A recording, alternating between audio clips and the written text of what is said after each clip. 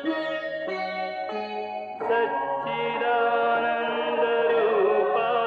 विश्वोत्पत्त्यादिहेतवे तापत्रयविनाशाय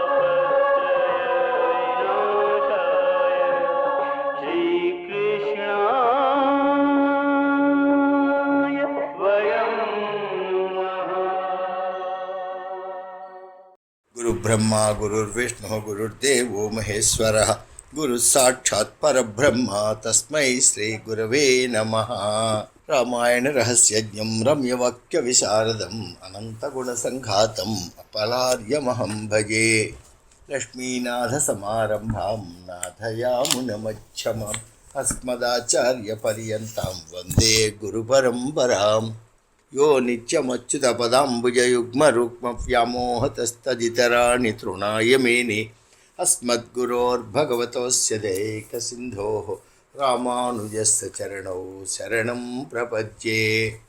व्यासं वसिष्ठनप्तारं शक्तेः पौत्रमकल्मषं पराशरात्मजं वन्दे सुगतातं तपोनिधिं। व्यासाय विष्णुरूपाय व्यासरूपाय विष्णवे नमो वै ब्रह्मनिधये वासिष्ठाय नमो नमः। अचतुर्वदनो ब्रह्मा द्विबाहुरपरो हरिः अफाललोचनशम्भुः भगवान् बादरायणः। सच्चिदानन्दरूपाय विश्वोत्पत्त्यादिहेतवे तापत्रयविनाशाय श्रीकृष्णाय वयं नुमः। नमो भगवते तुभ्यं वासुदेवाय धीमहि प्रद्युम्नाय अनिरुद्धाय नमः शङ्कर्षणाय च। कृष्णं नारायणं वन्दे व्रजप्रियं कृष्णं द्वैपायनं वन्दे पृथासुतम्। ॐ जन्माद्यस्य यतोऽन्वया इतरतश्चार्धेष्वभिज्ञस्वराट् तेने ब्रह्महृदाय आदिकवये मुह्यन्ते यत्सूरयः। तेजो वारिमृदां यथा विनिमयो यत्र त्रिसर्गो मृषा धाम्ना स्वेन सदा निरस्तकुहकं सत्यं परं धीमहि सत्यं परं धीमहि। धर्मप्रोज्झितकैतवोऽत्र परमो निर्मत्सराणां सतां वेद्यं वास्तवमत्र वस्तु शिवदं तापत्रयोन्मूलनं श्रीमद्भागवते महामुनिकृते किं वा परैः ईश्वरसज्जो हृद्यावरुध्यते अत्र कृतिभिः शुश्रूषुभिः तत्क्षणात् निगमकल्पतरोर्गलितं फलं सुखमुखादमृतद्रवसंयुतं पिबत भागवतं रसमालयं मुहुरहो रसिकाः भुवि भावुकाः। कृष्णाय वासुदेवाय देवकीनन्दनाय च नन्दगोपकुमाराय गोविन्दाय नमो नमः। नमः पङ्कजनाभाय नमः पङ्कजमालिने नमः पङ्कजनेत्राय नमस्ते पङ्कजाङ्घ्रे। वंशी विभूषितकरात् नवनीरदाभात् पीताम्बरात् अरुणबिम्बफलाधरोष्टात् पूर्णेन्दुसुन्दरमुखात् अरविन्दनेत्रात् कृष्णात् परं किमपि तत्त्वमहं न जाने। श्रीकृष्णपरब्रह्मणे नमः। श्रीसुखब्रह्मणे नमः। आपदामपहर्तारं दातारं सर्वसम्पदां लोकाभिरामं श्रीरामं भूयो भूयो नमाम्यहम्। अस्मद्गुरुभ्यो नमः। శ్రీకృష్ణపరబ్రహ్మణే నమః. బంధువులారా, శ్రీమద్ భాగవతం నవమ స్కంధంలో మనం పరమ భాగవతోత్తముడైనటువంటి అంబరీష మహారాజు యొక్క చరిత్రను అనుభవిస్తూ ఉన్నాం. అంబరీషుడు పరమభక్తుడు కాబట్టే ఆయనకి రాజ్యం ఉన్న, సప్తద్వీపములతోటి కూడా రాజ్యం ఉన్న, ఎంతో ఐశ్వర్యం ఉన్న, అవన్నిటినీ కూడా కలలో చూసినటువంటి వస్తువులుగా భావించేవాడు. అందుకోసమని పరమాత్మ అటువంటి పరమభక్తుడి కోసమని చెప్పి ఆయన రక్షణ కోసమని ఆయన చేతిలో ఉండేటువంటి సుదర్శన చక్రానికి అంబరీషుడి యొక్క రక్షణ బాధ్యతను అప్పగించాం. ఆ మహానుభావుడు పరమాత్మ ప్రీతి కోసమని చెప్పి 1 సంవత్సర కాలము ద్వాదశి వ్రతము అనేటువంటి దాన్ని ఆచరించాం. దాన్ని ఏకాదశి వ్రతము, ద్వాదశి వ్రతము అని 2 పేర్లతోటి పిలుస్తూ ఉంటాం. ఈ వ్రతం యథార్థానికి 3 రోజులు చేసేటువంటి వ్రతం. దశమి, ఏకాదశి, ద్వాదశి తిథులు 3 రోజులు చేయాలి. విధానం ఎటువంటిది అంటే దశమి నాడు ఉదయం పూటనే భోజనం చేయాలి, రాత్రిపూట భోజనం చేయకూడదు. దశమి నాడు కూడా జాగరణ చేయాలి. ఏకాదశి నాడు నిరాహారం పూర్తిగా పరమాత్మ సన్నిధిలోనే కూర్చోవడము, రాత్రి కూడా జాగరం. ద్వాదశి నాడు ద్వాదశి ఘడియలు ఉండగా పరమాత్మని ఆరాధించి భక్తులు ఎవరైనా ఉంటే వారిని కూడా పిలిచి వారితోటి కలిసి తాను పారణ అనేటువంటి దాన్ని చేయాలి. ఆ రోజు కూడా మధ్యాహ్నం పండుకోకూడదు. ద్వాదశి నాడు రాత్రి కూడా జాగరణ చేయాలి. అంటే 3 రోజులు జాగరణ చేస్తే ఇది ద్వాదశి వ్రతం, ఏకాదశి వ్రతము అనేటువంటిది ప్రధానంగా చెప్పబడుతుంది. ఇందులో ఏకాదశి నాడు నిరాహారము అనేటువంటి చెప్పబడుతుంది. అంటే ఆహారం తీసుకోకుండా ఉండడం అనేటువంటి, ఉపవాసము అనేటువంటి చెప్పబడుతుంది. ఉపవాసం అంటే ఉపసమీపే అని ధాతు, అంటే పరమాత్మకి దగ్గరగా ఉండాలి. దగ్గరగా ఉండాలంటే ఏదో లింగాన్ని లేకపోతే మూర్తిని ఆలింగనం చేసుకుని ఉండడం అనేటువంటిది కాకుండా పరమాత్మకి దగ్గరికి చేర్చేటువంటి ఇంద్రియములతోటి పరమాత్మ యొక్క ఆరాధన చేయాలి. భగవద్భక్తులతోటి కలిసి ఉండాలి. ప్రధానంగా భాగవతాది గ్రంథములన్నింటినీ కూడా శ్రవణం చేయటం కానీ, పఠనం చేయటం కానీ, ప్రవచనం చేయటం కానీ చేస్తూ ఉండాలి. అలా మహానుభావుడు 1 సంవత్సర కాలం పాటు చేశాడు. చేసిన తర్వాత ఆయన చక్కగా స్వామికి అభిషేకం చేయించాడు. బ్రాహ్మణుడికి తగినట్లుగా గోవులు అన్నీ దానం చేసినటువంటి వాడయ్యాడు.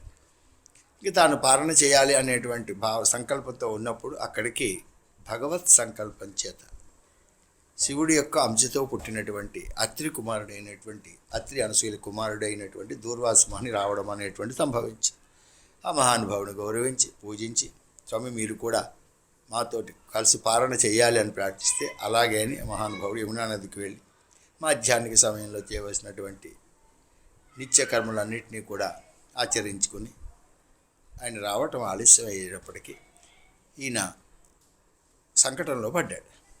ఏం చేయాలి ఇప్పుడు? ద్వాదశి గడియలు వెళ్ళిపోతున్నాయి. అతిథిని భోజనానికి పిలిచాను, ఆయన వచ్చి ఆయన భోజనం చేయకుండా ఆయన భోజనం చేయడం అనేటువంటి దోషం అని ఈ 2 విధములుగా ఉండేటువంటి దాని గురించి ఆయన ఉండేటువంటి పురోహితులతో సంప్రదించాడు. ఆయనకే ఒక స్వామి యొక్క సంకల్పం చేత వచ్చింది, నేను నీటిని స్వీకరిస్తాను. నీటిని స్వీకరిస్తే ఉపవాసము ఉన్నట్టు కాదు, అలాగని పారాయణ చేసినట్టు కాదు అనేటువంటి భావన అన్నమాట. అందుకోసం మహానుభావుడు ఆ తులసి దళములతో కూడినటువంటి నీటిని తీసుకుని శ్రీహరిని స్మరిస్తూ ఉన్నాడు. ఇంతట్లోకి ఆయన రావటము, జరిగిన విషయం తెలుసుకోవడం, దాంతో ఆయన కోపోద్దీపిత మనసుడైనటువంటి వాడే అంబరీషుడిని సంహరించడం కోసమని తన జట్టను పెరికి దాని నుండి ఆవిర్భవించినటువంటి కుచ్చ అనేటువంటి దాన్ని ప్రయోగించాడు. ఆవిడ చేతిలో కత్తి పట్టుకుని చాలా భయంకరంగా ఉండేటువంటిది. కానీ అంబరీషుడు ఆ కుత్యను చూసి ఏమాత్రమో కూడా 1 అడుగు కూడా వెనక్కి వేయలేదు. అప్పుడు స్వామీజీ యొక్క అంబరీషుడి యొక్క రక్షణకి ఏర్పాటు చేయబడి సుదర్శన చక్రం వచ్చి ఆ కృత్యని సంహరించి అంతటితో ఆగకుండా దాన్ని ప్రయోగించినటువంటి దూర్వాసుల మీదకి కూడా దుముకుతుంది. పాపం భయపడినటువంటి వాడే అన్ని దిక్కులు అన్నిటి వెళ్ళాడు. కైలాసానికి వెళ్ళాడు, సత్యలోకానికి వెళ్ళాడు, ఎక్కడా రక్షణ లభించలేదు. చివరికి వైకుంఠానికి వెళ్ళాడు. ఆయన కూడా నేనేమీ చేయలేనని చెప్పాడు. నీవు ఉపాయం చెబుతాను, ఆ అంబరీషుడు నాభాగ తనయం, నాభాగుడి యొక్క కుమారుడి దగ్గరికే వెళ్ళు, ఆయన నీకు కలిగినటువంటి ఈ ఆపదను పోగొడతాడు అనగానే మహానుభావుడు వచ్చి అంబరీషుడు పాదలను పడబోతున్నాడు. అప్పుడు ఈ మహానుభావుడు ఆయన ప్రయత్నం చూసి ఆయన్ని వారించినటువంటి వాడయ్యాడు. ఎందుకని? అటువంటి మహానుభావుడు తన పాదాలు పట్టుకోవడం ఏంటి అనేటువంటి భావన చేతిలో అన్నమాట. చాలా కష్టపడ్డాడు పాప. ఆయన బాధపడేటువంటి విషయాన్ని చూసి వెంటనే ఆయన స్వామి యొక్క చేతిలో ఉండేటువంటి పంచాయుధములలో ఉండేటువంటి ఆ సుదర్శన చక్రాన్ని కాస్త స్తోత్రం చేశాడు. ఇది మనకి సుదర్శనుడి గురించి సంబంధించినటువంటి ఒక 6-7 శ్లోకములు అనేటువంటివి ఉంటాయి ఇందులో. అంటే సుదర్శనుడు స్వామికి చాలా ఇష్టమైనటువంటి ఆయుధం. ఎందుకంటే స్వామి ఏ అవతారములు ధరించినా ఆయా అవతారములలో ఆయనకి ఆయుధముగా ఉండేటువంటివి పైకి వేరే రూపాలతోటి నామాలతో పిలువబడుతున్న అంతర్లీనంగా సుదర్శనుడు అనేటువంటి మహానుభావుడే అనుకుంటాడు. ఆయన ప్రధానముగా వరహ అవతారం ఉంది.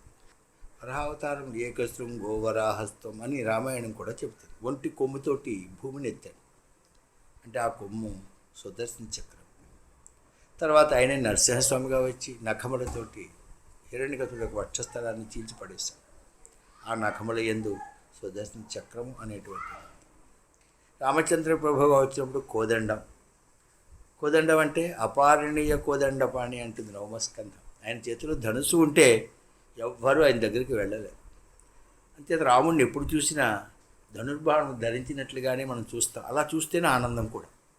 ఎందుకని ఆయన చేతిలో ఉండేటువంటి ధనుసును భావిస్తే మనకి భయములు తొలగిపోతాయి, దుఃఖములు తొలగిపోతాయి, కష్టములు దూరం అవుతాయి, మనసుకు శాంతి కలుగుతుంది. అందుకోసం ఆయన్ని కోదండపాణి అనేటువంటి భావనతో చెప్తాం. త్యాగరాజ మొదలైనటువంటి వారికి కూడా ఆయన మీద కోదండరామ కోదండరామ అనేటువంటి కీర్తనలన్నీ కూడా రాసినటువంటి. అంటే ఆ కోదండము సుదర్శన చక్రం. సరే, ఇంక కృష్ణావతారంలో సుదర్శన చక్రమే ఉండేటువంటిది. పరశురాముడిగా ఉన్నప్పుడు కూడా ఆ గొండ్రగొడ్డలు ఏదైతే ఉందో అది సుదర్శనుడి యొక్క అంశం. వామనావతారంలో కూడా వామనమూర్తి చేతిలో ఉండేటువంటి దర్భ సుదర్శన చక్రం యొక్క అంశం. కాబట్టే శుక్రాచార్య వారి కన్నుని కాస్త అది పొడిచినటువంటిది. అంటే ఇలాగా పరమాత్మ ఏ ఏ అవతారములు ధరించినా ఆయా అవతారములలో స్వామికి ఆయుధముగా సుదర్శన చక్రం అనేటువంటిదే ఉంటుంది. సుదర్శనం అంటే చక్కటి దర్శనాన్ని కలిగించేటువంటిది. చక్కటి దర్శనం అంటే ఉన్నటువంటి వస్తువును ఉన్నట్లుగా కనిపింపచేసేటువంటిది. కాబట్టి ఆ సుదర్శన చక్రము పరమాత్మకి చాలా ఇష్టం. అందుకోసమే మనకి సుదర్శన శతకము, సుదర్శన కవచము, సుదర్శన అష్టోత్తర నామావళి, సుదర్శన అష్టకం మొదలైనటువంటివి చాలా మనకి కనబడుతుంటాయి. అంటే అది రక్షిస్తుంది. రక్షణ అంటే బాహ్యముగా ఆంతరముగా కూడా ఉండేటువంటిది అన్నమాట. అసలు ఆ సుదర్శనుని స్మరిస్తేనే చాలట ఆయన మనకు ఉండేటువంటి రోగములన్నింటినీ తొలగిస్తుంది అని సుదర్శన చెప్తుంది. ఆ సుదర్శనుడి స్వామి చేతిలో ఉండేటువంటి చక్రాన్ని భావిస్తే, నాయన స్వామి ఆ చక్రాన్ని ప్రదర్శించి మాకు ఉండేటువంటి దుఃఖములన్నింటినీ తొలగించు అనేటువంటి స్తోత్ర విధానము సుదర్శన శతకంలో కనపడుతుంది. యస్య స్మరణ మాత్రేణ విద్రవంతి సురారయ సహస్రారణమస్తుభ్యం విష్ణుపాణి తలాశ్రయ. విష్ణువు చేతిలో ఉండేటువంటిది ఆ సుదర్శన చక్రం. జత దాన్ని స్మరిస్తేనే చాలు రాక్షసులందరూ పరిగెత్తుకుపోతారు. అటువంటి సుదర్శన చక్రం చేత ప్రయోగించి యస్య స్మరణ మాత్రమే విద్రవంతి సురాలయ సహస్రాల నమస్తే, దానికి 1000 అంచులు కలిగినటువంటి విష్ణువు చేతిలో ఉండేటువంటి సహస్రారములతో కూడిన సుదర్శనమా నీకు నమస్కారము. చిత్వా సుదర్శనం చక్రం జ్వాలామాలాతిభీషణం సర్వరోగ ప్రశమనం కురు దేవవరచ్యుత. స్వామి దేవతాశ్రేష్ఠుడైనటువంటి అచ్యుత, ఆ సుదర్శన చక్రాన్ని ప్రయోగించి మాకు ఉండేటువంటి సమస్తములైనటువంటి రోగములన్నింటినీ తొలగించు. అంటే సుదర్శనుడి వల్ల మనకి అనేక ప్రయోజనాలు ఉన్నాయి. ఆరోగ్యము, ఐశ్వర్యము, చక్కటి కంటి చూపు, శత్రువులను తగిలించడం, శత్రువులను తరిమివేయటం, మనలో ఉండేటువంటి బద్ధకాన్ని తొలగించటం, మనకి గొప్పటి వాగ్వైభవాన్ని ఇవ్వటం అనేటువంటిది. ఇలాగా ఆయనలో ఉండేటువంటి దాన్ని అన్నింటినీ కూడా వర్ణించేటువంటి స్తోత్రము మనకి సుదర్శన స్తోత్రము, సుదర్శన శతకము అనేటువంటి పేరుతో ఉంటుంది. ఈ సుదర్శనుడు చిత్తా నక్షత్రంలో జన్మించాడని మనకి శాస్త్రం చెబుతుంది. ఈవేళ మనకు అనుకోకుండా మధ్యాహ్న సమయానికి చిత్తా నక్షత్రం అనేటువంటిది కూడా వచ్చింది. అంచేత ఈ సమయంలో మనం కథాభాగంగా కూడా అలాగే వచ్చింది. మనం కేవలం దానికోసమని చెప్పి దీన్ని ఏర్పాటు చేసుకున్నటువంటిది కాదు. ఆ విధంగా సుదర్శన చక్రము అనేటువంటిది అన్నమాట. కొంచెం శ్లోకాలు కూడా చాలా కష్టంగా ఉంటాయి, అంత గమ్మున సులభంగా వచ్చేటువంటిది కాదు. అది నేర్చుకోవాలనుకుంటే సుమారు 15-16 సంవత్సరాల వయసులో ప్రారంభిస్తే వస్తుంది తప్ప 70-80 వచ్చినప్పుడు సుదర్శన చక్రం చదవటమే కష్టం, రావడం మాట దేవుడని. అది అంత సులభమైనటువంటిది కాదు. ఏదైనా 2-3 శ్లోకాలు కష్టపడితే అందులో ఎన్నుకుని మనం ప్రయోజనం కాంటిస్తుంటాం కదా. ప్రయోజనం అనుద్దిస్తే నా మందోపి ప్రవర్తితే అనే శాస్త్రం. కాబట్టి ఇది మనకు ఆరోగ్యం కావాలా, ఆయుష్ కావాలా, లేదా సంతానం కావాలా, మంచి వాగ్వైభవం కావాలా, గొప్ప తేజస్సు కావాలా అనేటువంటి దానికి ఏ శ్లోకములని మనము పారాయణ చేయాలనేటువంటి విధానాన్ని కూడా మనకు ఆ సుదర్శన శతకంలో కనపడుతుంది. దానిలో ఎంపిక చేసుకుని మనకి ఏది కావాలనుకుంటే ఆ శ్లోకాలని నేర్చుకుంటే నెమ్మదిగా ఎప్పటికోప్పటికి వస్తూ ఉండే ప్రయత్నం అయితే చేయాలి, చేయకుండా కుదరదు. ఏదైనా ఒక శ్లోకం అనేటువంటి దాన్ని కనీసం రోజు 40 సార్లు చేయాలని శాస్త్రం చెబుతుంది. 40 రోజులు చేయాలి. చేస్తే తప్పకుండా దాని ఫలము అనేటువంటిది కనపడుతుంది. ఎందుకని అంటే లక్ష్మీనారాయణలు ఇద్దరూ కూడా ఈ జగత్తు యొక్క నిర్వహణ అనేటువంటి కార్యక్రమాన్ని సుదర్శన భగవానికి అప్పగించేశారు. వారిద్దరూ హాయిగా సుఖంగా ఏకాంతంగా ఉంటారు. అందుకోసమని సుదర్శను ఆశ్రయిస్తే చాలు లక్ష్మీనారాయణ అనుగ్రహం కూడా కలుగుతుంది. కాబట్టి ఆ సుదర్శన శతకము అనేటువంటిది ఉంది. రోగాలకి ఒక్కొక్క శ్లోకం అనేటువంటిది ఉంది.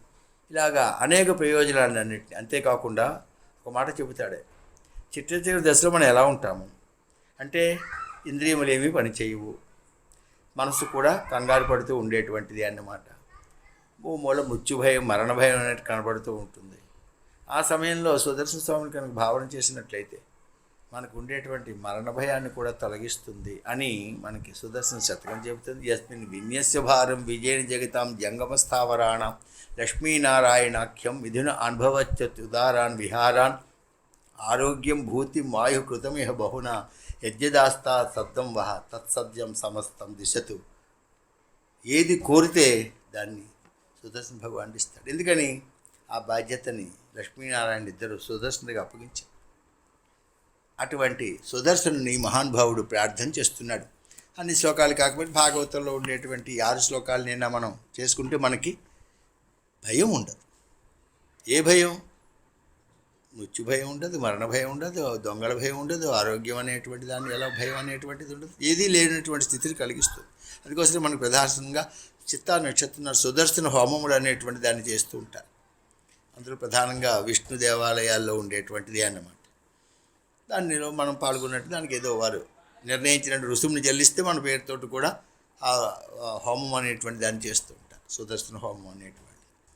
ఇప్పుడు దానిలో ఈ అంబరీషుడు కూడా ఆ సుదర్శన చక్రము దూర్వాసుని తరుముకుంటూ వస్తుంది కాబట్టి దూర్వాసుడు ఆయన పాదముల మీద పడేటువంటి సమయంలో మహానుభావుడు ఆపినటువంటి వాడే ఆ వచ్చేటువంటి సుదర్శన చక్రాన్ని స్తోత్రం చేస్తున్నాడు.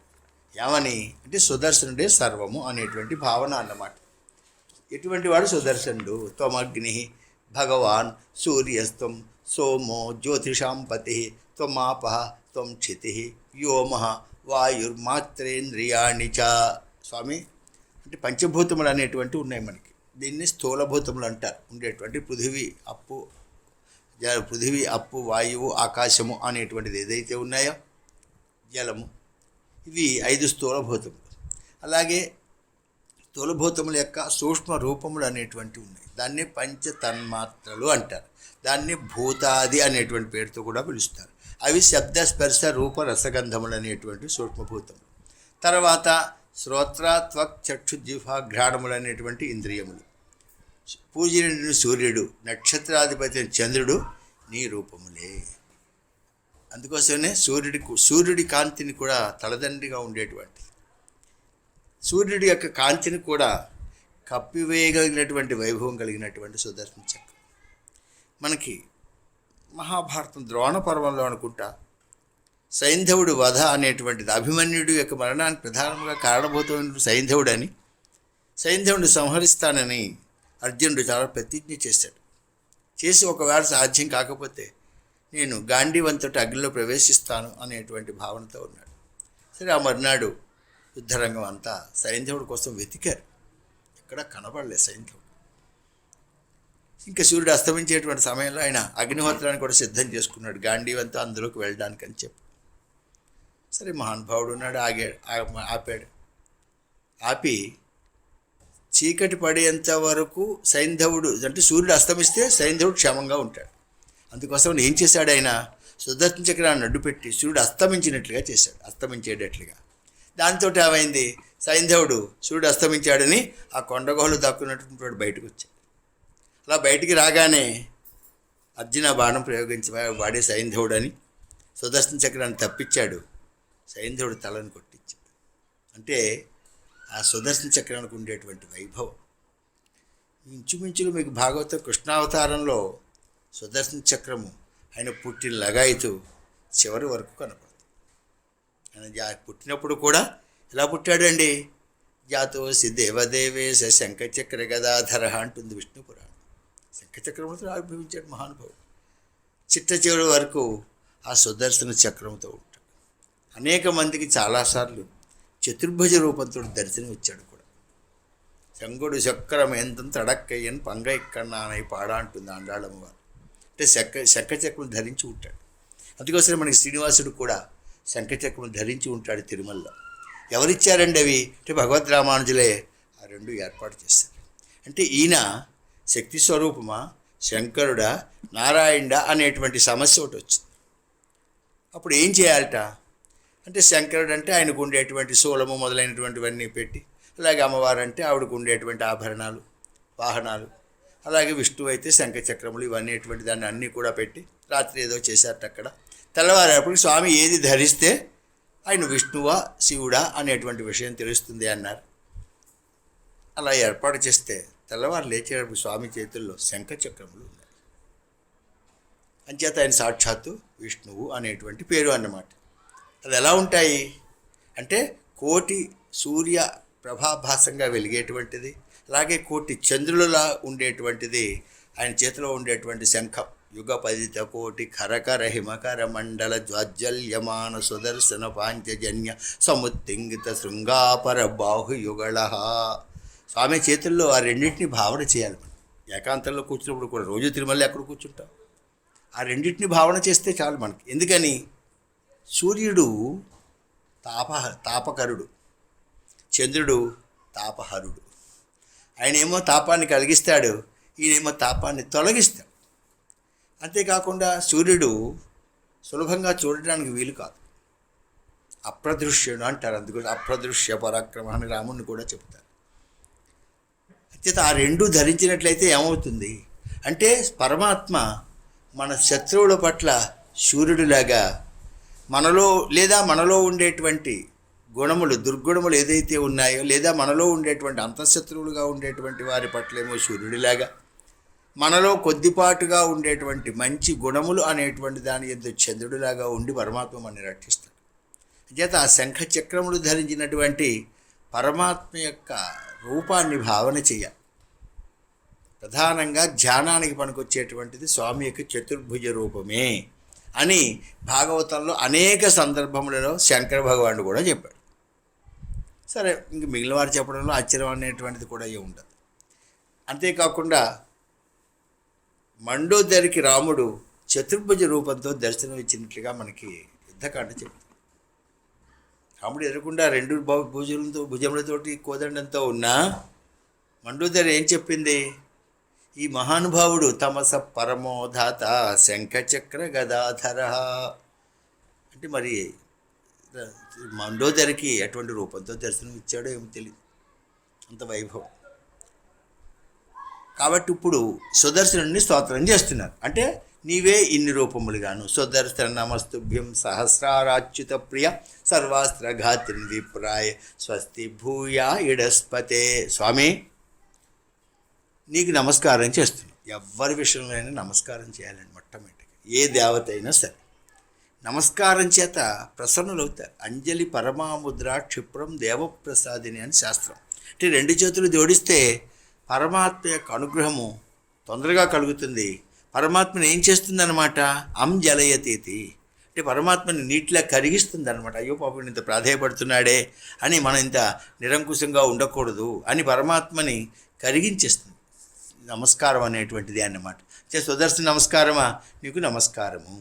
ఎలాగా, అంతేకాకుండా సహస్రార అచ్యుత ప్రియ నీరజాక్షుడు చాలా మన్నించినట్టు శస్త్రముఖ్యము కావమే సంయమేంద్రుని అంటాడు పోతన్న గారు కూడా. చాలా గౌరవిస్తాట మహానుభావుడు. మన ఆయుధాలని అలాగే గౌరవించాలి. మన ఆయుధాలంటే ఏదో ఉద్యోగం చేసేవాడైతే పెన్ను, వ్యవసాయం చేసేటటువంటి నాగలి, లేదా ఇంకో పనులు చేసుకునేటువంటి వారు ఆ పనిముట్లు ఏదైతే ఉన్నాయో దాన్ని అంత గౌరవంతో చూడాలి. ఇంట్లో ఉన్నట్లయితే ఏదో కత్తిపీట, రోకలి మొదలైనటువంటి వాటిని అన్నింటినీ ఆయుధ పూజను కూడా చేస్తుంటారు ఉండేటువంటిది అన్నమాట. అటువంటి స్వామికి చాలా ఇష్టమైనటువంటి దానమ్మా. నీకు ఎన్ని ఉన్నాయి అంటే 1000 ఆకులు పళ్ళు ఉంటాయి, అరలు అనేటువంటి ఉంటాయన్నమాట నీకు కలిగినటువంటిది. తర్వాత సకల అస్త్రములని వినష్టాన్ని చేస్తుంది. ఏ అస్త్రాన్ని ప్రయోగించినా అది సుదర్శన చక్రం ముందు నిలవదు, ప్రధానంగా ఉండేటువంటిది అన్నమాట. అంచేత అన్ని అస్త్రములు దిగవుడు. కాబట్టే సుదర్శనుని ప్రార్థిస్తాడు బ్రహ్మగారు, శంకరుడు ఇంద్రుడు సుదర్శన శతకం చెబుతుంది. సుదర్శనుడు ఎందుకు భావన చేస్తారు అంటే ఆ సుదర్శన చక్రం కాంతి చేత తాను కూర్చున్నటువంటి పద్మం ఏమైనా వాడిపోతుందేమో అని బ్రహ్మగారు ప్రార్థన చేస్తాడు. తర్వాత లయకారకుడైనటువంటి వాడు కాబట్టి ఆయన మూడవ కన్ను అనేటువంటి ప్రధానం కాబట్టి ఆ మూడవ కన్నుకి ఏ ప్రమాదం కలగకుండా శంకర భగవానుడు స్తోత్రం చేస్తాడు. అలాగే వజ్రాయుధము మొక్కవోకుండా ఉండటానికని ఇంద్రుడు సుదర్శను స్తోత్రం చేస్తాడు. మనకి సుదర్శన శతకంలో ఘట్టాల్లో చెప్పబడేటువంటిది అన్నమాట. ఎందుకంటే ఎంతోమందిని రక్షించింది. అంటే రాక్షసులను సంహరించిన తద్వారా వారికి ముక్తిని కలిగించింది. మొసలికి ముక్తి వచ్చింది, గయ్యేంద్రుడికి బాధ పోయింది. తర్వాత ఒక వాసుదేవుడు ఉన్నాడు, పౌండ్రక వాసుదేవుడు అని, ఆయన సంహరించాడు. తర్వాత ఇగో శిశుపాలుడిని, వీళ్ళందరినీ సంహరించినటువంటి వాడు. అంచేత సుదర్శనాస్త్రము పరమాత్మకు చాలా ఇష్టమైనటువంటిది కాబట్టి నీకు నేను నమస్కారం చేస్తున్నానే, ఈ మహర్షికి మంగళాన్ని కలిగించు. ఏం కావాలన్నమాట అంటే విప్రాయ స్వస్తి భూయా, ఈయనకి మంగళం అనేటువంటి దాన్ని కలిగించు. త్వం ధర్మ, త్వం మృతం సత్యం, త్వం యజ్ఞో అఖిల యజ్ఞభుక్, త్వం లోకపాల సర్వాత్మ, త్వం తేజ పౌరుషం పరం. అమ్మ నీవే ధర్మస్వరూపం. సత్యవాక్యం ఏదైతే ఉందో అది కూడా నీవే. యజ్ఞము నీ రూపమే. యజ్ఞము లేక ఫలములకి భోక్తవు కూడా నీవే. లోకములన్నింటినీ కూడా పాలించేటువంటిది నీవే. త్వం లోకపాల సర్వాత్మ. దీనికే మనకి సుదర్శన శతకం సరిపోతుంది. యస్మిన్ విన్యస్య భారం విజయన జగతాం జంగమ స్థావరాణం అంటే బాధ్యతనంతా అప్పగించాడు స్వామి. అదే చెబుతున్నాడు ఇక్కడ. త్వం లోకపాల సర్వాత్మ, త్వం తేజ. తర్వాత నీవు గొప్ప తేజస్సు. ఎటువంటి తేజస్సు అంటే సుదర్శనుడి తేజస్సు ముందర అన్నీ కూడా డొల్లపోతూ ఉంటాయి. సూర్యభగవానుడి తేజస్సు కూడా సుదర్శన తేజస్సు ముందర నిలిచేటువంటిది కాదు అన్నమాట. అంతేకాకుండా గాఢమైనటువంటి చీకటిలో కూడా మనకి దారిని కనిపించేటట్లుగా చేసేటువంటి సుదర్శన చక్రం. శ్రీమద్ భాగవతం 10వ స్కంధం ఉత్తరార్ధంలో ఒకానొక బ్రాహ్మణుడి యొక్క కుమారులందరూ మరణిస్తుంటే అర్జునుడు బీరాలు పలికి ఆ బ్రాహ్మణుడికి పుట్టినటువంటి కుర్రవాడిని రక్షిస్తానని మాట ఇచ్చి ఆ మాటని తప్పినటువంటి వాడయ్యాడు. ఆయన అగ్నిహోత్రంలో పడడానికి ప్రయత్నం చేస్తాడు. మాట ఏదొచ్చినా అర్జునుడు అగ్నిహోత్ర ప్రవేశం చేస్తానంటాడు. ఎందుకని వెనకాల కాపాడేవాడు ఉన్నాడు, మహానుభావుడు కదా. పైగా సోదరుని ఇచ్చుకున్నాడు. అందుకోసమని సుభద్ర కోసమైనా అర్జునుడిని కాపాడుతాడు. ద్రౌపదీదేవి నమస్కారం చేసింది కాబట్టి పాండవులను కాపాడుతాడు. ద్రౌపది ఒక్కతే శరణాగతి చేసింది, పాండవులను కాపాడాడు. పాండవులు ఏమైనా శరణాగతి చేశారా అంటే జూదం ఆడేటప్పుడైతే తర్వాత చేశారు. కానీ ఆ సమయంలో ద్రౌపది చేసింది కాబట్టి అప్పటి నుండి పాండవులు నెత్తిన వేసుకుని వస్తున్నాడు. ఎందుకు మొయ్యాలి అంత భారం ఏమిటి అంటే ఆయన ఎందు పరిపూర్ణ విశ్వాసము కలిగి ఉండాలి. తర్వాత ఏదైనా కష్టం వచ్చినప్పుడు ఏం చేయాలి అంటే శ్రీహరిని స్మరించాలి. మహాభారతం సభాపర్వంలో దుశ్శాసన ద్రౌపదిని తీసుకువచ్చాడు సభలోకి. ఆవిడ వస్త్రం తొలగించడానికి ప్రయత్నం చేస్తున్నాడు. ఆవిడ ఏదో ప్రయత్నం చేసుకుంటుంది, సాధ్యం కావట్లే. సరే భర్తలు ఎవరు రక్షించే స్థితిలో లేరు. భీష్మాదులు అందరూ కూడా ఏదో అలా ఉండిపోయారు అందరూ. మరి అప్పుడు ఎవరు రక్షించాలి అంటే ఆవిడికి ఒకానొక సమయంలో వశిష్ఠుడు ఒక మాట చెప్పాడు. జ్ఞాతం మయా వశిష్ఠేన పురా ప్రోక్తం మహత్యాపది సంప్రాప్తే స్మర్తవ్యో భగవాన్ హరి. సభాపర్వ శ్లోకం. మహానుభావుడు చెప్పాడు, వశిష్ఠుడు చెప్పాడు, అమ్మ ద్రౌపది ఎప్పుడైనా గొప్ప ఆపద అంటే తనను తాను రక్షించుకోలేడు, తన వారు అనుకున్నటువంటి వారు ఎవరూ రక్షించలేరు. అటువంటి స్థితిలో ఏం చేయాలి? స్మర్తవ్యో భగవాన్ హరి. హరిని స్మరించు. హరిస్మృతి సకల విపత్ అంటుంది భాగవతం కూడా. మనకు అన్ని కష్టములని తొలగిస్తుంది. వశిష్ఠులు వారు చెప్పారని ఆ సమయంలో జ్ఞాపకం వచ్చింది కాబట్టి ఆవిడికి వెంటనే హరిని స్మరించి, హే నాథ, హే రమానాథ, వ్రజనాథ, ఆర్తినాశన మగ్నముద్ధర కౌరవార్ణం మగ్నానాం మాముద్ధర జనార్దన అని పాపం శరణాగతి చేసిందండి. అప్పుడు రక్షించాడు స్వామి. ఇంకా అప్పటి నుండి పాండవులు. తర్వాత ఆయన సుదర్శన చక్రం చేత ఆయన ద్వారకా నగరానికి వెళ్ళేటువంటి సమయంలో అశ్వత్థాం ప్రయోగించి పాండవుల మీద అస్త్రాలు ప్రయోగించాడని చెప్తాడు. పాండవులు కూడా అస్త్రాలు తీసుకున్నారు. అప్పుడు తనవారు కాబట్టి వారిని రక్షించడానికి సుదర్శన చక్రాన్ని ప్రయోగించారు. మీకు భాగవతం ప్రథమ స్కంధంలోనే ఉంటుంది. తర్వాత ఆయన తేజస్తో ఉత్తరాదేవి గర్భంలో కూడా ఉన్నాడు మహానుభావుడు. ఉత్తరాదేవి గర్భంలో ఉన్నప్పుడే పరీక్షిత్తు శంఖచక్రములతో ఉండేటువంటి పరమాత్మను దర్శించాడు. అందుకోసమని సుదర్శన చక్రము చాలా అద్భుతమైనటువంటి ఆయుధం. దాని ముందర ఏ తేజస్సు నిలబడదు, ఏ హనుమానం అనేటువంటిది లేదు. అందుకోసం సుదర్శన చక్రం వైభవాన్ని చెప్పేటువంటి ఒక అధ్యాయం మనకి దశమస్కంధంలో కనపడుతుంది. పౌండ్రక వాసుదేవుని సంహరించిన తర్వాత ఆ కాశీరాజు కూడా మరణిస్తే కాశీరాజు కుమారుడు ఆయన ఆభిచారిక హోమం చేసి శంకరుడి ద్వారా వరాన్ని పొందాడు. ఎలాగైనా సరే కృష్ణుని సంహరించాలని. సరే శంకరుడు ప్రత్యక్షమయ్యాడు. బ్రాహ్మణ భక్తుడు కాకపోతే ఆయుధం నీకు పనికొస్తుంది అన్నాడు. బ్రాహ్మణ భక్తుడు కాకపోతే కృష్ణుడు ఎటువంటి వాడు? నమో బ్రహ్మణ్య దేవాయ, బ్రాహ్మణులే తనకి దైవంగా ఉండేటువంటి వారు. అందుకోసం అది ప్రయోగిస్తే ద్వారకా నగరం వెళ్ళింది. ఆయన అక్షక్రుడు ఆడుతున్నాడు. పాప అందరూ భయపడుతున్నారు సుదర్శన చక్రం వస్తుందని. అప్పుడు ఆయన భయపడకండి అని చెప్పి ఆ కృత్య వస్తోందని సుదర్శన చక్రాన్ని ప్రయోగించాడు. ఆ సుదర్శన చక్రం కృత్యను సంహరించి అంత తాగకుండా ఆ ఆభిచారిక హోమం చేసినటువంటి కాశీరాజు కుమారుని, ఆ ఋత్విక్కులని, కాశీ నగరాన్ని కూడా దహించింది. అక్కడ ఉండేటువంటి వంటశాలలు, యజ్ఞశాలలు అన్నిటి తగలబెట్టింది. మీకు ఒక అధ్యాయం ఉంది అందులో. అప్పుడు శంకరుడు పార్వదేవుడు కలిసి కొండగుహలో దాముకున్నాడని విష్ణు పురాణంలో భాగవతంలో లేదు, కానీ ఆళ్వారి చరిత్రలో ఉంది. ఆయన కూడా మరి క్షేమంగా ఉండాలి కదా, అందుకోసం మహానుభావుడు. ఇంకో ఆయన చమత్కారంగా చెబుతాడు, అమ్మయ్య స్వామి మా కాశీకి కూడా చక్రధారణ చేయించావు అన్నట్టు. సుదర్శన చక్రం వస్తుంది కదా, ఎందుకంటే వారి దగ్గర తీసుకునేటప్పుడు శంఖచక్రములు అనేటువంటి దాన్ని వేస్తారు. మా కాశీ పట్టణానికి కూడా అటువంటి స్థితి కలిగించామని శంకరుడు కూడా ఆనందించాడు. అటువంటిది వైభవం. అంచేత స్వామి యొక్క గొప్పదైనటువంటి తేజస్సు పరమాత్మ. ఎందుకని? స్వామి నల్లగా ఉంటాడు. నల్లగా ఉన్నవాడు ఎలా కనపడతాడండి? తెల్లగా ఏదైనా కాంతితో ఉండాలి.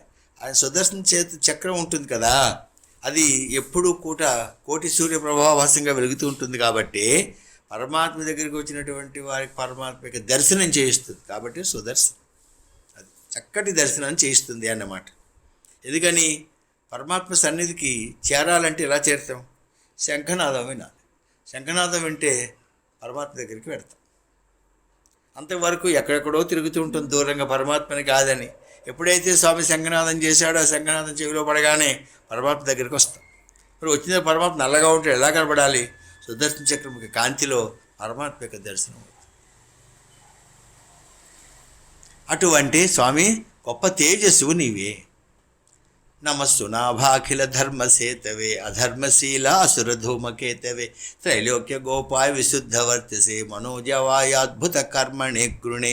స్వామి నడిమి తూము అంటారు. చక్రానికి కూడా తూము ఉంటుంది, మధ్యలో ఉండేటువంటిది అన్నమాట. అది సుదర్శన చక్రము సకల ధర్మములని కూడా నిలబెడుతుంది. అందుకోసమే మనకి రామాయణంలో కూడా భర్త శత్రుఘ్నులని శంఖచక్రములుగానే చెబుతుంది పద్మపురాణం. అధర్మ స్వభావం కలిగిన రాక్షసులందరినీ కూడా అగ్గిలా దహిస్తుంది. అధర్మశీల అసుర ధూమకేతవే. ధూమకేతు అనేటువంటిది ఏమిటన్నమాట? తోకచుక్క, అగ్ని అన్నమాట. దాన్ని తగలబెట్టేటువంటిది. త్రైలోక్య గోపాయ, తర్వాత మూడు లోకాల్ని రక్షించేటువంటి గొప్ప తేజస్సు కలిగినటువంటి దానవు. మనోవేగంతో అద్భుతమైనటువంటి కర్మలను చేస్తూ ఉంటావు, నీకు నమస్కారం. యుద్ధకాండలో ఆంజనేయ స్వామి వారు సంజీవిని ఔషధి కోసం పెడుతూ ఉంటాడు. పెడుతున్నప్పుడు ఎలా పెడుతున్నాడండి అయినా అంటే చక్రం యదా విష్ణు కరాగ్రముక్తం. చక్కటి మాట వాల్మీకి రామాయణంలో. ఎంత వేగంగా పెడుతున్నాడు! చక్రం యథా విష్ణు కరాగ్రముక్తం. విష్ణువు చేతి నుండి విడిచిపెట్టబడినటువంటి చక్రంలో పెడుతున్నాడు. అందుకోసం ఆంజనేయ స్వామి వారిలో సుదర్శన రూపం ఉంది, గరుత్మంతుడి రూపం కూడా. రావణాసురుడితో యుద్ధం చేస్తూ ఉంటాడు. యుద్ధకాండలో ఉండేటువంటి విషయం. ఆయన ఏమో రథం మీద నుండి యుద్ధం చేస్తున్నాడు, ఈయనేమో నేల మీద నుండి యుద్ధం చేస్తున్నాడు.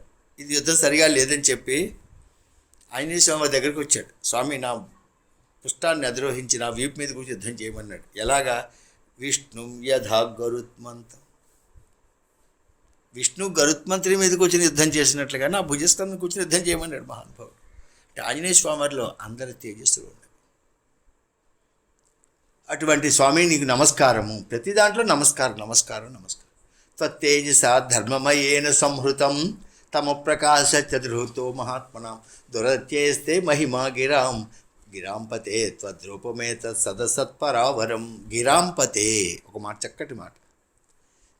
గిర అంటే వాక్ అని అర్థం. అంటే పరమాత్మ ఎటువంటి వాడి సుదర్శన చక్రుడు, వాక్కులకి ప్రభు. మంచి వాక్కు కావాలన్నా సుదర్శను ఆరాధించాలి. వాక్కు తేజస్సుగా ఉండాలి, ప్రకాశంగా ఉండాలి, అజ్ఞానాన్ని తొలగించేటట్లుగా ఉండేటువంటిది అన్నమాట. చేత గిరాం అనేటువంటి ఒక చక్కటి మాట అన్నమాట. ఆయన వాక్కులకు కూడా పతి అయినటువంటి మహానుభావుడు స్వామి. వాక్కులకు ప్రభు చక్రమా, ధర్మరూపమైన నీ తేజస్సు మహాత్ముల యొక్క చీకటిని పోగొడుతుంది. అంటే చీకట్లో ఉన్నాం, మనం ఉన్నామని భావించాలి. అసలు చీకట్లో ఉన్నవాడు ఏం కోరుకుంటాడు? వెలుగును కోరుకుంటూ ఉంటాడు. చేత పరమాత్మ తేజస్సు ఏం చేస్తుందన్నమాట, మన లోపల ఉండేటువంటి అజ్ఞానం అనేటువంటి తిమిరాన్ని తొలగిస్తుంది. అటువంటిది అన్నమాట. ఆపద అంటే ఆపద, అజ్ఞానం అనేది పోగొడుతుంది. తర్వాత వెలుతురునిస్తుంది, అంటే అభివృద్ధిని, జ్ఞానాన్ని ఇచ్చేటువంటిది సుదర్శన యొక్క తేజస్సు. నీ మహిమ ఏదైతే ఉందో అది అపారమైనటువంటిది. తర్వాత ఈ జగత్తు నీ రూపంగానే ఉంది. ఇందులో ఏమున్నాయి? మూర్తామూర్తములు అనేటువంటివి ఉన్నాయి. అంటే కంటికి కనబడేటువంటివి, కనబడకుండా ఉండేటువంటివి. మూర్తములు అంటే కనబడుతూ ఉంటాయి. మనకి ఏం కనబడుతోంది? భూమి కనబడుతోంది, అగ్ని కనబడుతోంది. తర్వాత భూమి, అగ్ని, జలము కనబడుతుంది. ఇవి మూర్తములు అంటే. అమూర్తములు రెండు ఉన్నాయి. ఒకటి ఆకాశము, రెండవది వాయువు. ఈ కంటికి కనబడవు. అంటే మొత్తము కూడా నీ యొక్క స్వరూపమే. అంటే జగత్తంతా దీంతో నిండి ఉంటుంది. కాబట్టి ఆ జగత్తు నీ యొక్క స్వరూపమే. యదా విసృష్టస్తమనంజవేన వైబలం ప్రవిష్టో అజిత దైత్య దానవం బాహు ఉదర అంఘ్రి శిరో అధరాణి వృక్నసహస్రం ప్రధనే విరాజసే. స్వామి అజిత, అజిత అని పేరు సుదర్శనానికి ఉంది పరమాత్మ. అంటే పరాజయం అనేటువంటిది ఉండదు. ఆయన పరమాత్మ విష్ణు చక్రం కూడా అటువంటిది అన్నమాట.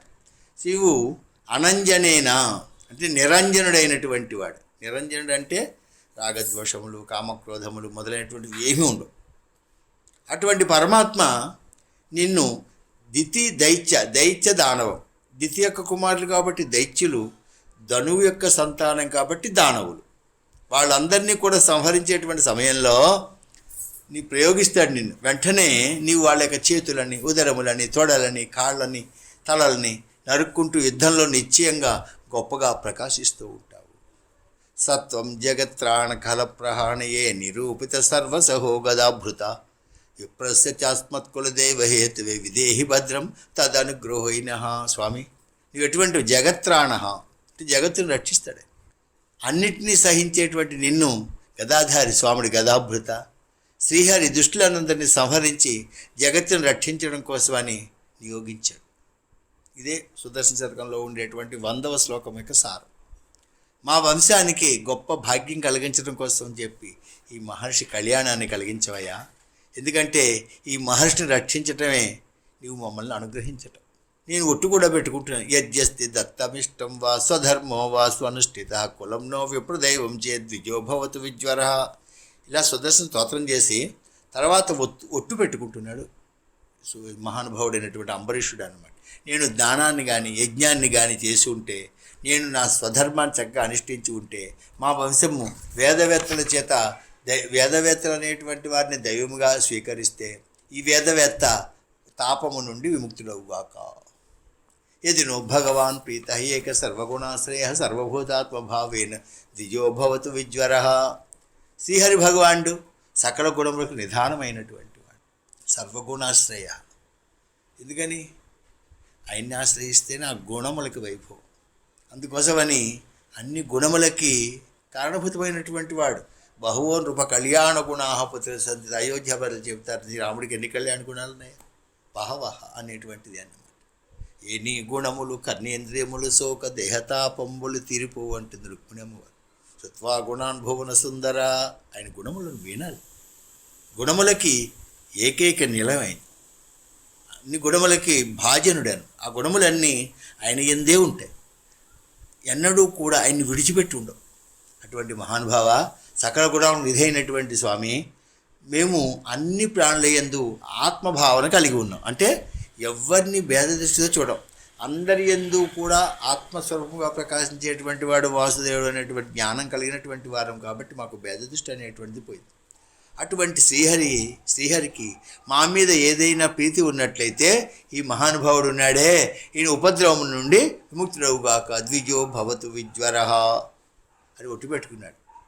శ్రీకుమారు చెబుతున్నారు, ఇది సంస్థతో రాజ్యం విష్ణు చక్రం సుదర్శనం అసామ్య సర్వతో విపురం ప్రదహత్ రాజయాశ్రయ. ఇలా ఎప్పుడైతే మహారాజు స్తోత్రం చేశాడో ఆ మహర్షిని అన్ని విధములుగా అధికంగా దహించి ఉండేటువంటిది. కానీ అంబరీషుడు కోరడంతో అది శాంతించింది. ఎందుకని? ఇలాగే అగ్ని కూడా శాంతిస్తుంది.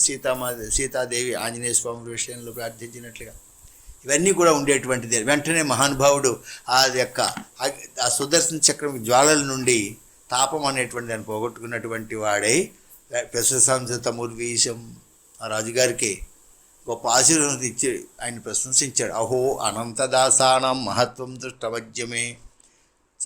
చాలా ఈవేళకి నేను చక్కగా స్వామి యొక్క కళ్యాణ గుణగణములు కలిగినటువంటి శ్రీహరి భక్తుల యొక్క మహిమని అనుభవంలోకి చూస్తూ ఉన్నాను నేను. దుష్కరో కోను సాధూనాం దిస్త్యజోవ మహాత్మనం ఏ సంగృహేతో భగవాన్ సాత్వతాం వృషభో హరిహి. ఆయన ఎటువంటి వాడండి? సత్పురుషుల్లో శ్రేష్ఠుడు వృషభుడు అనేటువంటిది అన్నమాట. అటువంటి ఎవరైతే శ్రీహరిని తమ హృదయంలో దృఢంగా నిలుపుకుంటారో అటువంటి సత్పురుషులకు చేయలేనటువంటిది కానీ విడిచిపెట్టలేనటువంటిది కానీ ఏది ఉండదు. ఎందుకో తెలుసా?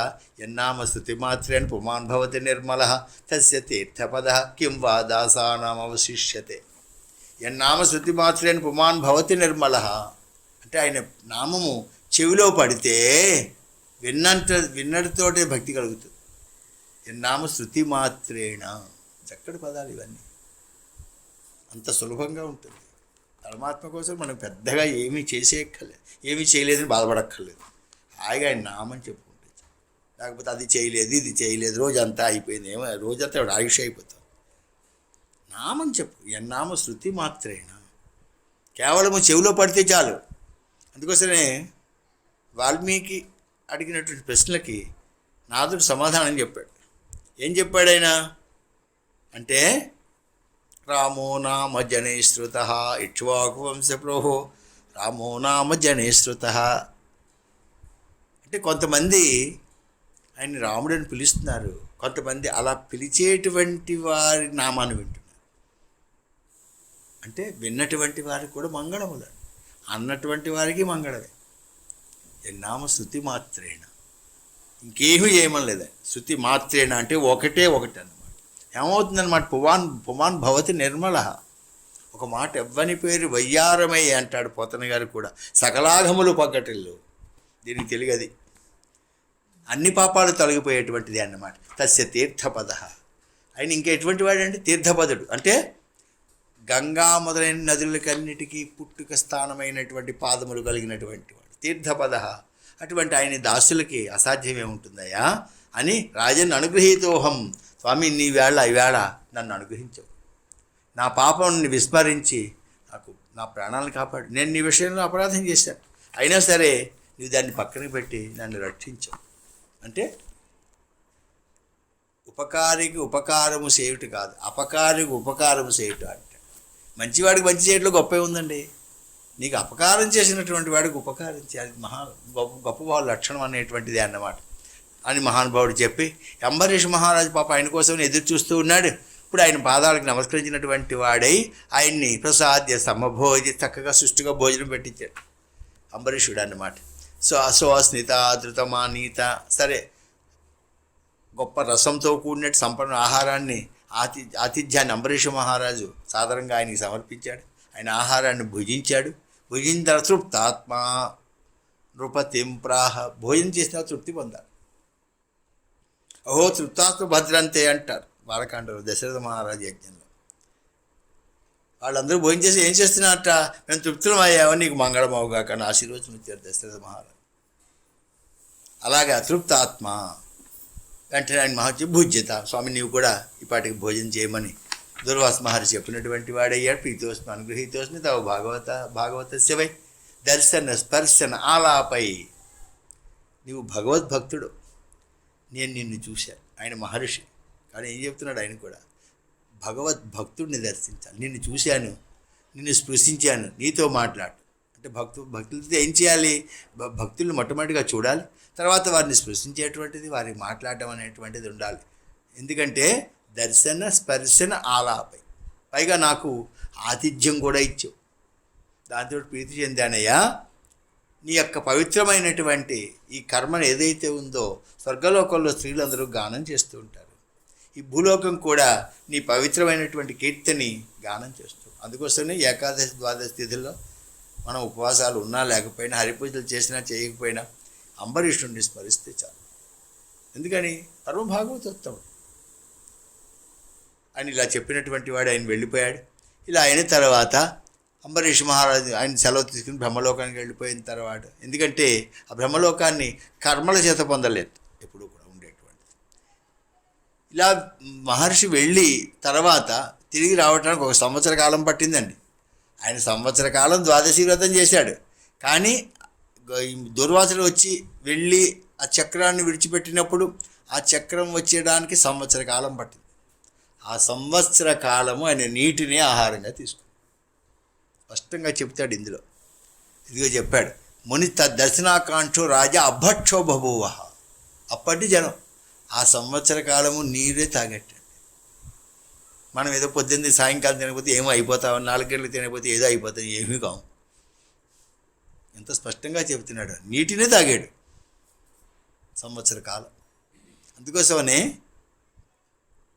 భక్తుడు ఇలా ఉన్నాడు. కాబట్టి పరమాత్మ కూడా భక్తుడిలాగా 1 సంవత్సర కాలం పాటు అన్నం తినకుండా ఉన్నాడు. మనకి భాగవతం దశమస్కందం వచ్చాపహార ఘట్టం. సరే ఏదో యమునా నదికి వచ్చారు, దూడలు మేపుకుంటూ ఉన్నారు. ఆ సమయంలో ఏమైందంటే ఏదో వచ్చింది ఉన్నందరూ కూడా ఎండను మగ్గితే రాకటను పడితే ఇంకేలా విలంబింపుకో రెండో బాలు కూడా రమ్యస్థలం ఇక్కడ పిలిచాడు వాళ్ళందరినీ. వాళ్ళందరూ వచ్చారు, అన్నీ విప్పుకుని ముద్దలు తింటూ ఉన్నారు, కృష్ణుని చూస్తూ ఉన్నారు. ఈ లోపుగా దూడల దూరంగా వెళ్ళిపోవడం జరిగింది. పాప వీళ్ళందరూ కంగారు పడుతున్నాం, మీరేం కంగారు పడుకుని నేను వెళ్ళి తీసుకొస్తానన్నాడు. ఆయన చేతిలో పెరుగు ముద్ద అలాగే ఉంది. వేళ సందుల్లో ఊరగాయలు కూడా ఉన్నాయి. సరే వెళ్ళిన తర్వాత సరే అవి కనపడలేదు. తర్వాత గోపాలకులు లేరు. ఏమైందా అని ఆలోచించి మా అబ్బాయి చేసినటువంటి పని అనుకుని మహానుభావుడు తిరిగి వచ్చాడు. తిరిగి వస్తే ఆయన చేతిలో ఉండేటువంటి అన్నం ముద్ద అది కూడా 1 సంవత్సర కాలం పట్టింది. సరే ఆ సమయంలోనే ఆయన దూడలుగా గోపాల బాలకులుగా ఎంతమంది గోపాలులు ఉన్నారో, వారు ఏ వస్త్రాలు కట్టుకుంటారో, ఏ ఆభరణాలు వేసుకున్నారో, ఎవరు ఏ రంగులో ఉంటారో, వారి పాత్రలు ఎలా ఉంటాయో అన్ని రూపాలు తానే పొందాడు.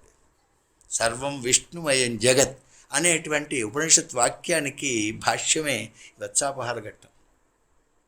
తర్వాత బ్రహ్మగారు కొద్దిసేపు చూశాడు. చూస్తే మళ్ళీ ఆ పెరుగన్నం చేతి ముద్ర అలాగే ఉంది. ఆయన కూడా తన భక్తుడు 1 సంవత్సర కాలం పాటు ఆహారం లేకుండా నీళ్లు తాగి ఉన్నాడు కాబట్టి పరమాత్మ కూడా 1 సంవత్సరము అన్నాన్ని స్వీకరించాలి. రహస్యాలు ఇవన్నీ కందడేవారు వాళ్ళు చెబుతుంటారు, మామూలుగా ఎవరు చెప్పరండి. ఎందుకని భక్తుడితోటి పరమాత్మ అలా ఉండేటువంటి సంవత్సర కాలం పాటు నీటి తాగేట చూడండి. మనం ఎంత ఏమవుతాయి, పొద్దున్న 3 గంటలకు తాగిన తర్వాత తాగకపోతే మళ్ళీ ఏదో అయిపోతుందని ఏదో తాగడం ఏమీ కావు. సరే మహానుభావుడు ఆయన వెళ్ళిన తర్వాత ఇప్పుడు ఏం చేశాడండి ఆయన అంటే, దూర్వాస మహర్షి తినటం చేత పవిత్రమైనటువంటి ఆహారాన్ని తిన్నాడు. అది గొప్పతనం. ద్విజోపయోగాది పవిత్రమాహరత్. ఎందుకంటే బ్రాహ్మణుడు తింటే అది శుద్ధమవుతుంది. అందుకోసమే ఏదైనా బ్రాహ్మణుడికి సమర్పించాలి. పరమాత్మ కూడా చెబుతాడు అనేక సందర్భాల్లో, నాకు యజ్ఞముల ద్వారా హవిస్సు సమర్పించిన నేనేమంత ప్రీతిని పొందను, కానీ నా రూపమైనటువంటి నా స్వరూపమైనటువంటి వేదాన్ని ధరించేటువంటి వాడు బ్రాహ్మణుడికి మీరు భోజనం పెడితే దానివల్ల నేను సంతోషిస్తాను. అందుకోసమని ఈ మహానుభావుడు పవిత్రమైనటువంటిది కాబట్టి అంబరీషుడు ఆరగించాడు. ఎందుకని? అటువంటి వారు తినగా మనం తినాలి. అందుకోసం నారదుడు ఒక మాట చెబుతాడు ప్రథమ స్కంధంలో, నేను వారికి చేసేవాడిని, చాతుర్మాసం తీసుకోవడం వచ్చినప్పుడు అప్పుడు ఏం చేసేవాడిని, వాళ్ళు తినగా మిగిలినటువంటి ఆకుల్లో ఉండేటువంటి పదార్థాన్ని నేను తిన్నాను.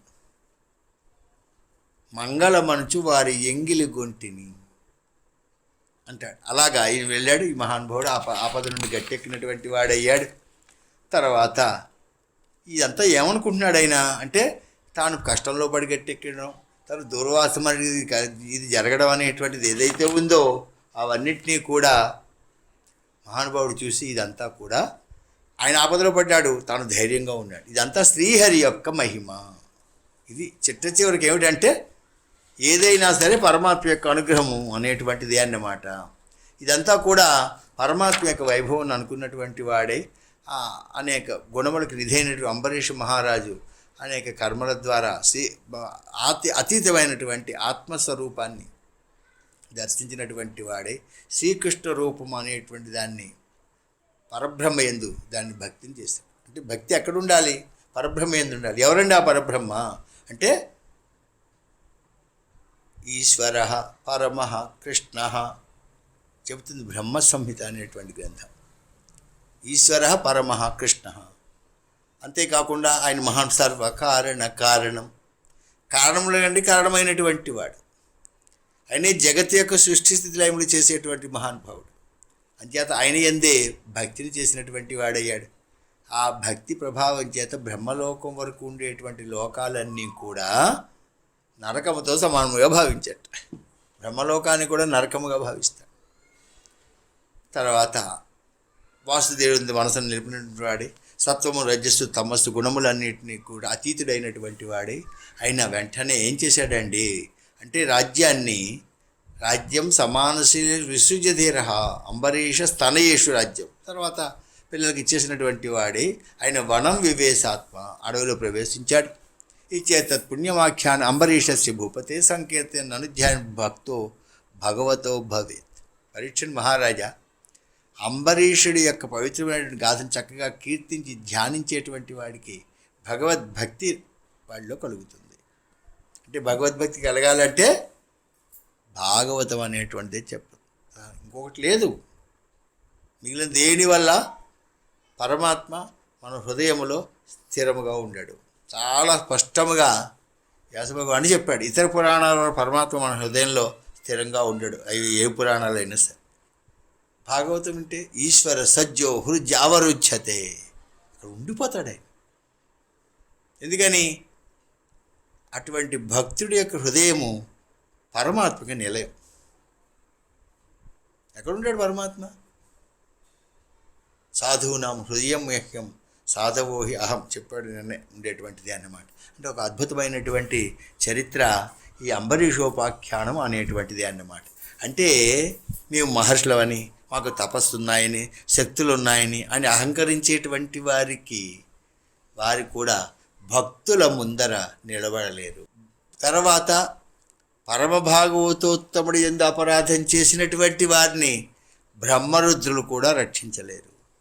మనకి కాకాసుర వృత్తాంతం ఉంది సుందరకాండలో, దాన్ని పద్మపురాణాలు అక్కడ చెబుతాడు. అందరి దగ్గరికి వెళ్ళాడు. ఆ కాకాసురు కైలాసానికి వెళ్ళాడు, బ్రహ్మగారి దగ్గరికి, ఇంద్రుడి దగ్గరికి వెళ్ళాడు. ఎవరు గుర్తుపెట్టారు? ఎందుకంటే అయింది అది ఎవరిది? అది అపారణీయ కోదండబాణి అంటారు. అటువంటి పరాక్రమ కలిగిన రామచంద్ర ప్రభు ఆయన చేత ప్రయోగించబడినటువంటి, అంటే దాని ముందర ఏది కూడా నిలబడదు అనేటువంటిది అన్నమాట. ఇక తర్వాత అన్నీ మనకి దేనివల్ల లభిస్తాయి అంటే భక్తి జ్ఞానము వల్ల.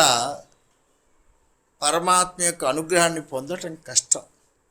ఆ జ్ఞానము కూడా పరిణితి చెందాలి.